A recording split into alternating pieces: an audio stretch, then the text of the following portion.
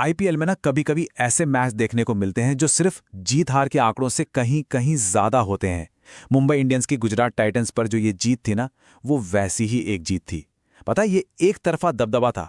एक एक पूरी मास्टर क्लास, जिसकी कहानी असल में सिर्फ दो खिलाड़ियों ने लिखी। 99 रन T20 क्रिकेट में। सोचिए, ये सिर्फ एक नंबर नहीं है, ये एक स्टेटमेंट है। ये उस फर्क को दिखाता है जो उस दिन दोनों टीमों के बीच था।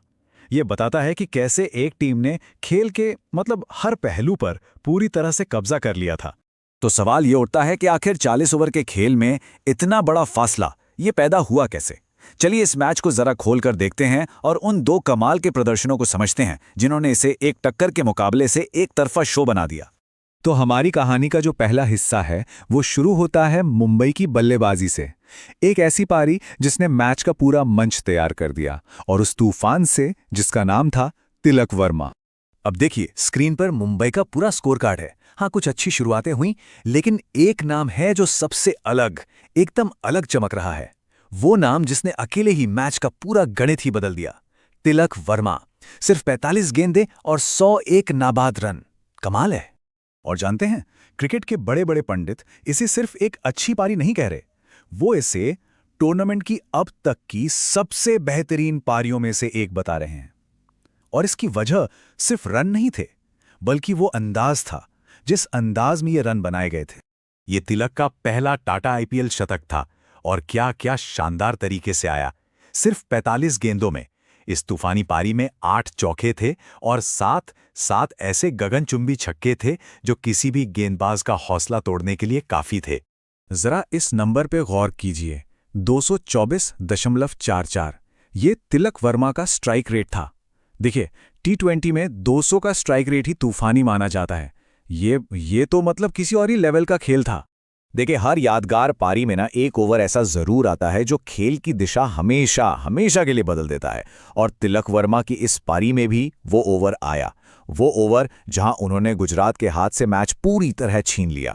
चलिए उस ओवर की तबाही को गेंद दर गेंद महसूस करते हैं।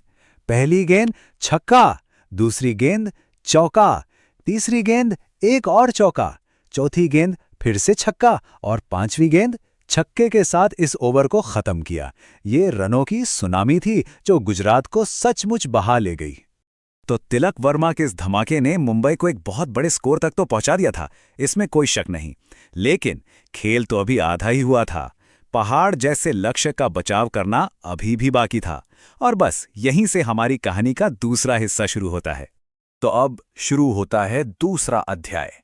अब मंच था गेंदबाजों का, और एक गेंदबाज ने इस मंच पर ऐसा प्रदर्शन किया जिसने गुजरात की सारी उम्मीदों को पूरी तरह से कुचल कर रख दिया। शुरुआत की जसप्रीत बुमराह ने, सोचिए, चेस की पहली ही गेंद पर विकेट। इस एक गेंद ने गुजरात पर ऐसा दबाव बनाया कि वो उससे कभी उभर ही नहीं पाए, और इसने बाकी गेंदबाजों के लिए ना सारे दरवाजे खोल दिए। ये देखिए, ये है मुंबई का बॉलिंग कार्ड। और जैसे बैटिंग में तिलक वर्मा का नाम अलग से चमक रहा था, वैसे ही यहां एक नाम सबसे ऊपर है, अश्विनी कुमार। जरा उनके आंकड़े देखिए, 4 ओवर, सिर्फ 24 रन और 4 विकेट। ये आंकड़े ही अपने आप में पूरी कहानी कह रहे हैं। ये अश्विनी कुमार के करियर का सबसे बेहतरीन प्रदर्शन था, ये तो साफ है। पर उन्होंने सिर्फ विकेट नहीं लिए, उन्होंने गुजरात के बैटिंग लाइनअप की कमर तोड़ दी। इसमें शुभमन गिल का वो बेशकीमती विकेट भी शामिल था। किसी भी साझेदारी को पनपने का मौका ही नहीं दिया। 6.00 ये उनकी इकोनॉमी रेट थी। जरा सोचिए, उसी मैच में जहां एक तरफ 224 के स्ट्राइक रेट से रन बन रहे थे, वहीं ये गेंदबाज सिर्फ 6 रन प्रति ओवर दे रहा था। ये सिर्फ किफायती गेंदबाजी नहीं थी, ये तो बल्लेबाजों पर लगाया गया एक ब्रेक था। तो ये थी उस मैच की कहानी, जो असल में 2 शानदार जबरदस्त प्रदर्शनों की कहानी थी, एक बल्ले से और एक गेंद से। ये स्लाइड असल में उस दिन की पूरी कहानी एक नजर में बता देती है। एक तरफ तिलक वर्मा का बल्ले से लाया गया तूफान, तो दूसरी तरफ अश्विनी कुमार की कातिलाना गेंदबाजी। बिल्कुल सही, एक ने जीत की बुलंद इमारत की नींव रखी, तो दूसरे ने उसे मजबूती से खड़ा कर दिया। एक ने अपनी विस्फोटक ताकत से जीत को मुमकिन बनाया, और दूसरे ने अपनी घातक सटीकता से उसे यकीन में बदल दिया। ये दोनों प्रदर्शन एक दूसरे को पूरा करते थे, जीत का एक परफेक्ट फॉर्मूला। और आखिर में एक सवाल सोचना तो बनता है, हम हमेशा कहते हैं कि क्रिकेट 22 खिलाड़ियों का खेल है, एक टीम गेम है। लेकिन क्या कभी-कभी सिर्फ दो खिलाड़ी ही जीत और हार की पूरी कहानी लिख सकते हैं?